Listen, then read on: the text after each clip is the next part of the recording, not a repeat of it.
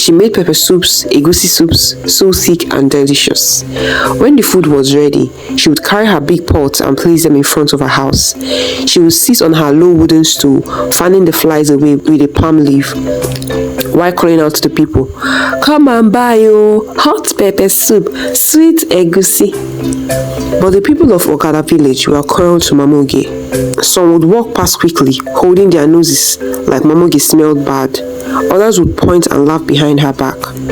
Only a few kind people would stop and buy her food. At the end of each day, Mama Oge would pack up her unsold food. But did she cry? No. She rather laughed and sang happily with her family. She would share the leftover food with Jaga and little Oge, and they would eat together, talking and laughing late into the night. The next morning, she would wake up and cook again. Mama Oge. Her friend would just say to her one afternoon,